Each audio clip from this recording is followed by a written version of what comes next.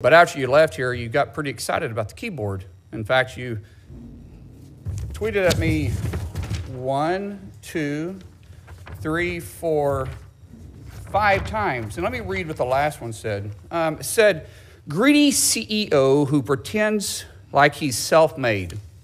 Sir, I wish you was in the truck with me when I was building my plumbing company. Myself and my wife was running the office because I sure remember working pretty hard and long hours. Pretends like he's self-made. What a clown. Fraud. Always has been, always will be.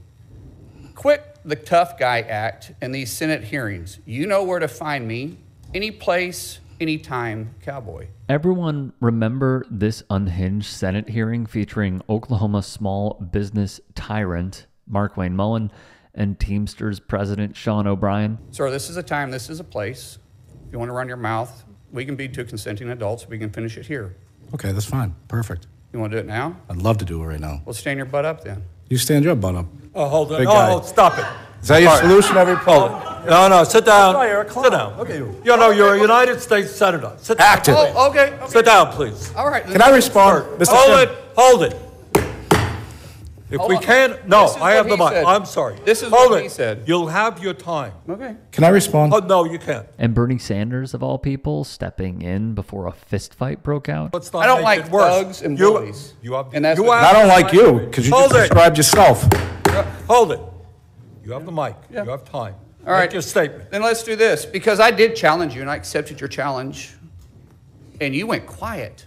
No, I didn't go quiet. I was. Hold on. No, You challenged me to a cage match, No, acting like a sir. 12-year-old schoolyard Hold it. bully. Excuse- Let me show you his hearing, because I want to expose this thug to who he is. And Could you not point at me? That's disrespectful. All right. I don't care about respecting you at all. I don't respect people respect that I you at all. respect. So All right, hold it. let me Hold it. No. You're one of Hold it. the most Hold elite it, people please. acted. Please. The reality of it is, you Accept know, my challenge, Mr. tough guy. Mullen, tough guy. Answer. Hold it. Answer the questions. All right, you're one. He Please. made a lot of statements, right? And his statements are fiction at best. fiction. I read them. Can you answer? What? Answer the question, please. I can't understand him, to be honest with you. All right. He rambles so much. What was your question, actually? Well, you said I made a lot of statements. No, but what's your question? I don't understand your question. Could you repeat it? You said anytime, any place. What's your question? Accept the challenge. What challenge?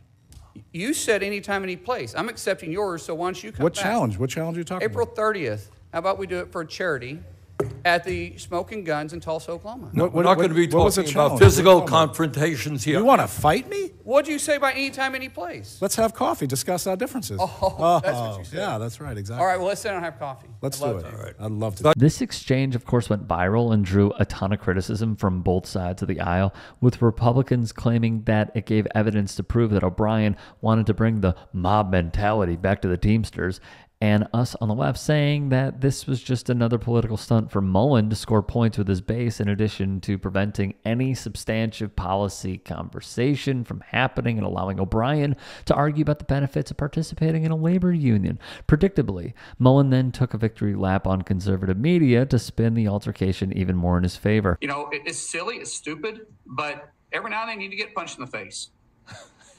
That is the quote of the year, sir.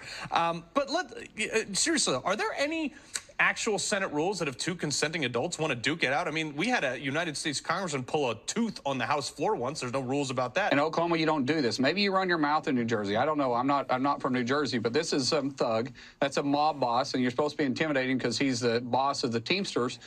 And he's got away with this. He's got suspended by his own Teamsters before for intimidation. He's been in trouble multiple times. He in 2022 he said he wanted to bring the mob mentality back to the Teamsters. And you should have seen the fear of his eyes when I stood up too. I'm not joking. I'm not looking for a fight. I used to get paid to fight professionally. I'm not really looking for it, but I'm sure not going to sit back and let somebody do that and not call him out on it. You know, when all of a sudden did we become that woke that the thought of two people, one responding to a threat directly saying, okay, you threatened me, here's your opportunity, take me up on it. Wokeness had literally nothing to do with Mullin and O'Brien's spat. When has a sitting senator ever been allowed to challenge a witness to a fight during a hearing?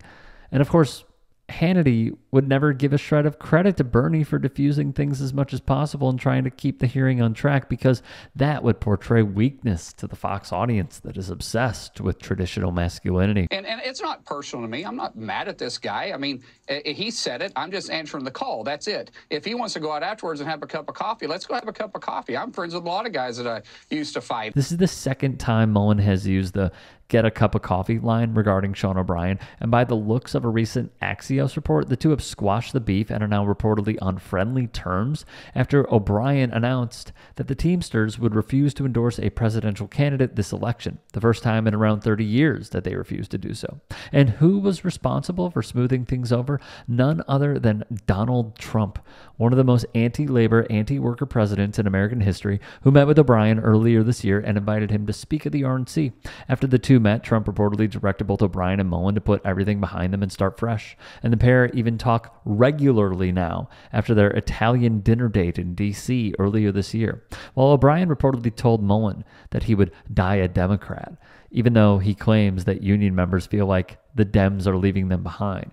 And while there is a lot of truth to that feeling, it is unfathomable and antithetical to everything unions stand for to try to work with the Republicans on anything labor-related. The party's entire policy platform is hostile to union activity and organizing and advocates against improving the material conditions of workers' lives.